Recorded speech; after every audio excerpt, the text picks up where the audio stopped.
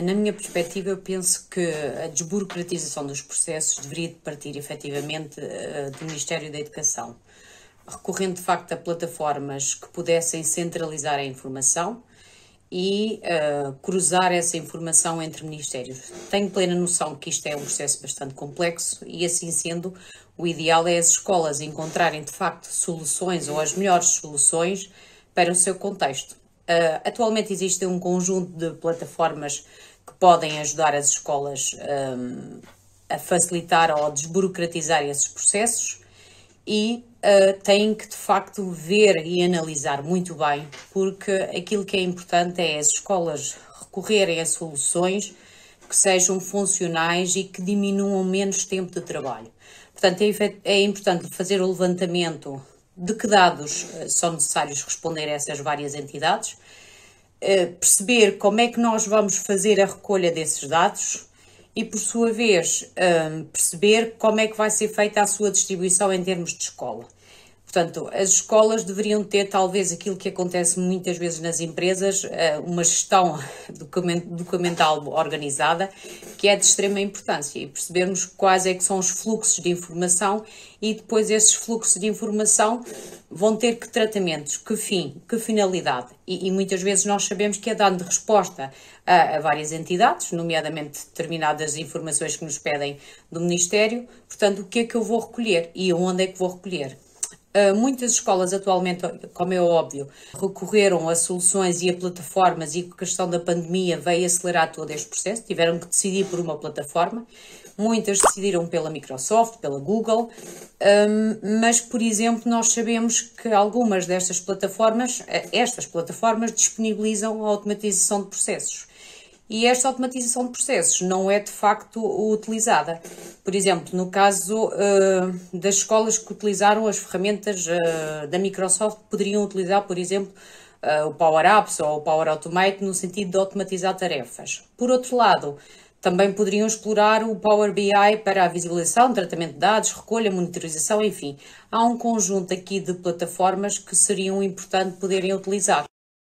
De facto, tenho consciência que a utilização destas plataformas exige, se calhar, um conhecimento um bocadinho mais complexo, exige uma curva de aprendizagem um bocadinho maior. Mas depois, o tempo que vai ser ganho na recolha e tratamento da informação, vamos poupar. Poupar tempo, na prática aqui tempo, dinheiro, mas na verdade é tempo em termos de recursos humanos. Porquê? Porque não há necessidade de estar a duplicar esforços. E como eu referi, estas ferramentas, quer sejam da Google, quer sejam da Microsoft, por exemplo, porque estas de facto são as duas plataformas que as escolas utilizam mais, permitem esta gestão. A automatização de processos é de facto importante. Há menos erros, reduz o tempo de trabalho dos professores, a necessidade dos professores, dos mesmos professores, poderem realizar as mesmas funções e, consequentemente, mais tempo. Por exemplo, a minha escola utiliza o Moodle. Se calhar a solução ideal, e nós de facto até estamos a tentar estudar isso em termos de agrupamento, a solução ideal seria utilizar em determinadas opções simples. Por exemplo, uma metadisciplina onde apenas vai ser enviado um determinado recurso e é disponibilizado para todos no departamento, e depois cada grupo terá, então dentro daquele departamento, terá as suas respectivas disciplinas. Às vezes há determinadas soluções que são simples. O problema é nós conseguirmos identificar essas soluções e saber como implementá-las.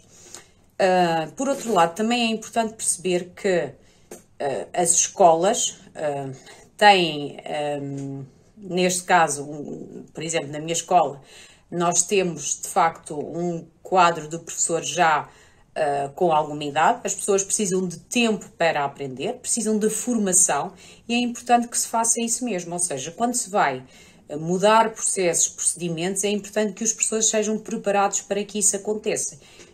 Depois, quando as escolas pedem esses dados, têm que ter atenção à forma como eles estão disponibilizados.